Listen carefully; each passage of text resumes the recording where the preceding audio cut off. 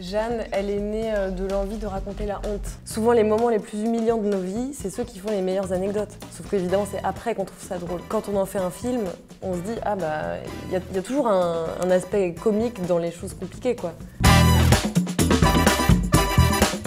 Je voulais vraiment raconter un truc dur et que ce soit drôle. Je voulais vraiment que c'était mon but, quoi. Ce que j'avais envie de faire, surtout, c'était de rendre visuel ce qui se passe dans nos têtes. De trucs qui font que les moments sont un peu diffractés, quoi. Où tu vis un moment sérieux, tu penses à un truc drôle, en même temps tu penses à est-ce que j'ai un truc entre les dents, en même temps tu penses à un truc qui t'est arrivé il y a 10 ans. Enfin, en fait, c'est ça, c'est comme ça qu'on vit, enfin en tout cas que moi je vis un moment personnellement. Et donc Jeanne, elle a plein de pensées comme ça.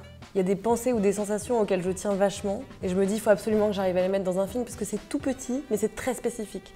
Donc en fait, c'est le genre de truc qu'on oublie quand on raconte une histoire, parce qu'on se dit c'est l'histoire qui prime, le spécifique qui passe à la trappe. Je savais de toute façon, depuis que j'ai commencé à faire des films, que je ferais des films avec n'importe quoi. Que si un jour, par exemple, j'ai plus un sou, tu peux faire un film avec des images d'archives ou avec un iPhone, enfin c'est possible. C'est le rythme, la narration, le jeu qui font un film, quoi. C'est assez cool de pouvoir se dire ça. Jeanne, c'est toi. Assume. C'est un peu moi. Un peu beaucoup. J'essaie de l'aborder en n'ayant pas conscience de ça, justement. Je le sais, moi, parce que j'ai une vision aérienne, vu que je suis acteur et que je connais la première page et la dernière page du scénario. Il ne se regarde pas, il n'a pas cette conscience-là, donc j'essaie de surtout pas jouer ce que je sais de lui, de ne pas être plus malin que lui et de faire confiance aux situations. Et comme elles sont très fines et très progressives, j'avais plus qu'à me laisser porter. Comme le personnage, il est sapé n'importe comment, qu'il a des lunettes de pin-up, qu'il a l'air quand même assez schlag quand on le rencontre.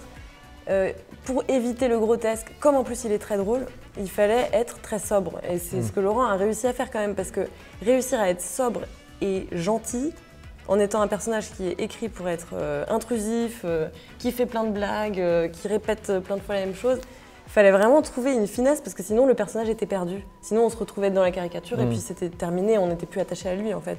On riait, on l'oubliait et puis on l'aimait pas vraiment. Et je pense que la tendresse, vraiment, la tendresse que tu as apportée à ce personnage, elle change tout en fait. Elle fait qu'on passe de quelqu'un de très drôle à quelqu'un qu'on n'a plus envie de voir partir. On a envie qu'il reste, on a envie d'être avec lui, il a l'air cool, on aimerait bien avoir un ami comme ça, quoi.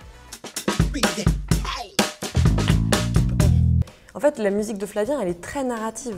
Ces albums, ils ont un peu la qualité comme ça, presque littéraire de certains albums de rap ou les albums de Kendrick Lamar comme ça, qui commencent, qui terminent, qui racontent toute une histoire, puis on a voyagé et on termine voilà, la musique nous a raconté un truc. Et lui, il fait vachement ça. Il a ce truc, ce rapport cinématographique, littéraire à l'écriture et à la musique qui fait que pour un film, travailler avec quelqu'un comme ça, c'est inouï. Et donc, il fait de la musique extrêmement en amont, avant que j'écrive le scénario.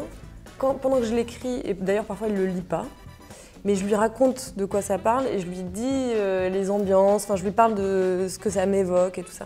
Et comme on adore les sons de la vie, les sons, enfin pas seulement la musique, je veux dire aussi les ambiances sonores, quoi. On les enregistre dans nos téléphones, dans certains endroits particuliers pour les garder. Et donc on a un langage commun qui fait qu'il peut me livrer des heures de musique avant que je commence un boulot. Donc sur le tournage de Jeanne, j'avais déjà de la musique en fait. Avoir cette sélection quand ça fait 4 ans qu'on bosse sur quelque chose, c'est au moins une petite confirmation qu'on n'a pas fait n'importe quoi. C'est s'assurer que le film existe. Parce qu'il y a quand même un truc, c'est que le film n'existe pas jusqu'au jour où on est coincé dans une salle en train de suer au milieu de 250 personnes qui vont regarder ce qu'on a fait, quoi. Et qui en plus n'ont pas le droit de sortir. Je veux dire, on leur impose ça, c'est un truc. Et donc ce jour-là, le jour de la première projection à Cannes, c'est une émotion tellement énorme que moi, de toute façon, je ne comprenais rien. Enfin, je veux dire, j'arrivais même plus à être émue parce que c'était... Voilà, c'était une belle projo en plus. C'est une très belle projo, ouais. On a été très bien accueillis par la Semaine de la Critique, qui est un endroit extraordinaire où montrer son film. Enfin, vraiment, on a eu beaucoup de chance. Ouais.